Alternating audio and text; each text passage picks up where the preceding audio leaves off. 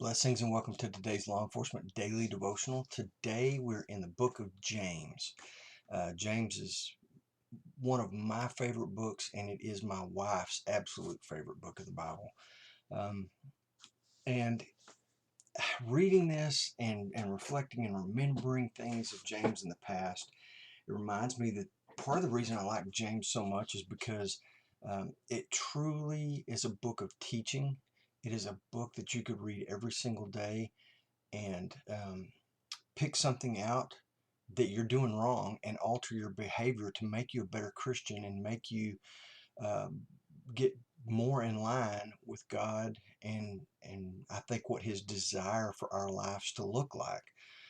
It brings us more into the spirit and less into the flesh. It pulls us away from the flesh and into the spirit and the way that we are supposed to live. There's so much instruction in James that we could literally spend a month in this book going just verse by verse.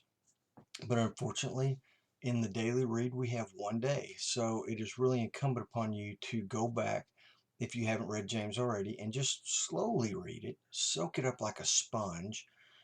That way, when you're squeezed, the things that come out of your sponge are the things that you put into it, like James. Um, and I've got several pages of notes that you can have if you email me. Otherwise, let's get into it. I'm going to hop around quite a bit, or at least that's the plan. James 1:1 starts out like um, Paul's letter to the Philippians. He says, I'm a bondservant of Christ. Um, James, and if I'm remembering this right, James was a half brother of Jesus. He was literally one of Jesus's brothers and spent time with him. And the interesting thing about that is while Jesus was alive and was with them, they didn't buy into what Jesus was. They didn't buy into who he said he was. They didn't, you know how brothers and sisters are. We're critical of each other. And if one of them, if my brother is doing better than me, instead of me going, man, that's very good, it's a competitive type thing, and I get jealous of him, which anytime you get jealous of somebody, it clouds your view, and you're not able to see any good that they do. You just focus on your anger. And I think that's what the family did. But once Jesus was gone, something happened, and James recognized Christ was exactly who he said he was. And he could look at the evidence.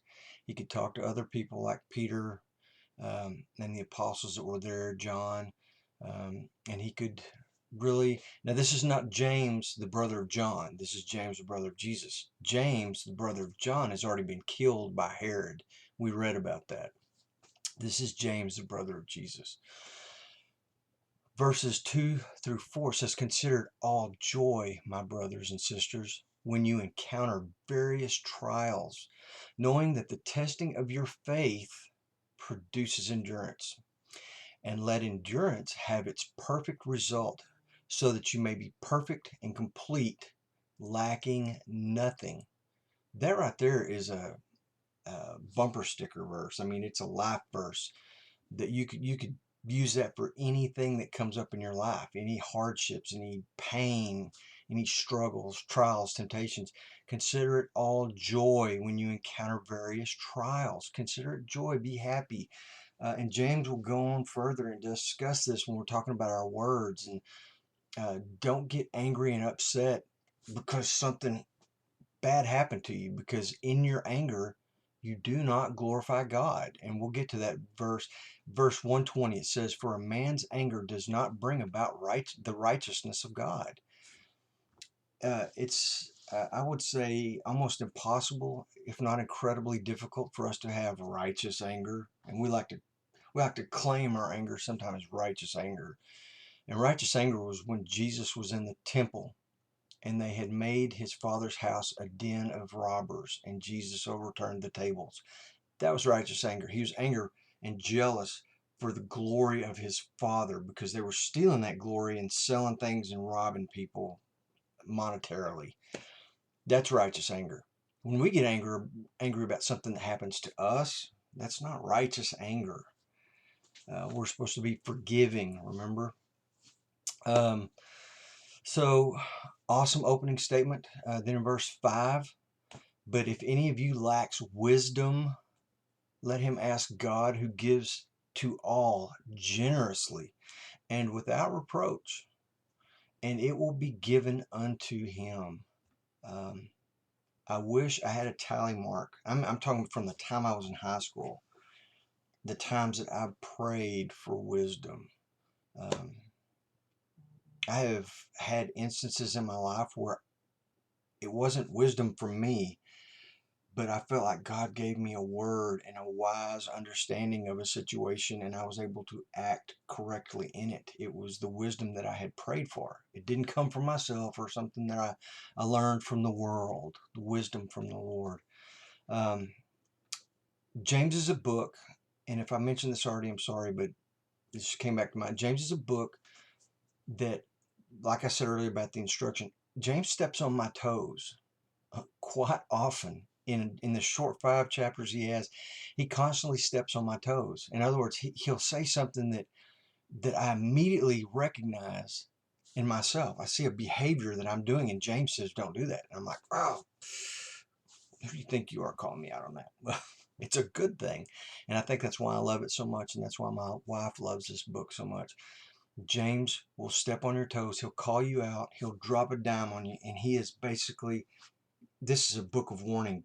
Don't act like this. Don't have this attitude. Don't do these things. These are wrong.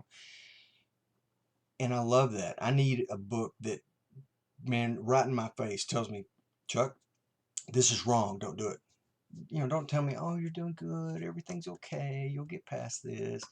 I want to know. I need to know, and I need someone to actually tell me. I don't get a lot of, I don't take hints and clues. I need someone just to tell me like it is. Um, Chapter 1, verse 9, be humble and be glad about your humble position. Be humble in whatever position if you're a chief, be humble and be thankful that you're a chief. If you're a sergeant, be humble and thankful that you're a sergeant. If you're an officer or a rookie, be humble and thankful that you're an officer. Take the position you're in and be satisfied. Doesn't mean that God could open a door and say, "Hey, promote." Go ahead and promote. When you promote, be glad that you're in that position and be humble. Don't lord it over the people around you. See, here we are 7.5 minutes into this, and I haven't even gotten through chapter 1, and there's a ton of incredible chapters. I'm going to read 112 real quick. One of these verses where James steps on my toes, he tells us to persevere under trials. In other words, when something bad happens to me and I get angry or upset, just like that verse, no anger brings about the righteousness of God. I have a bad habit of complaining and whining about my circumstance. "Oh, why'd that happen to me?" That does not glorify God. And James tells me this right to my face. Quit doing that. Be joyful, be humble, work through it. Persevere is the word he uses. Do what God's called you to do. That's wisdom. Man, I gotta close this thing out, but 2, 3, 4, 5. It's an incredible book. So I hope you're able to read it. Lots of law enforcement takeaways in it. Anyway, in the meantime, you guys be safe. Tomorrow we're going to be in Acts 16, 17, and chapter 18, verses 1 through 11. So I'll see you tomorrow.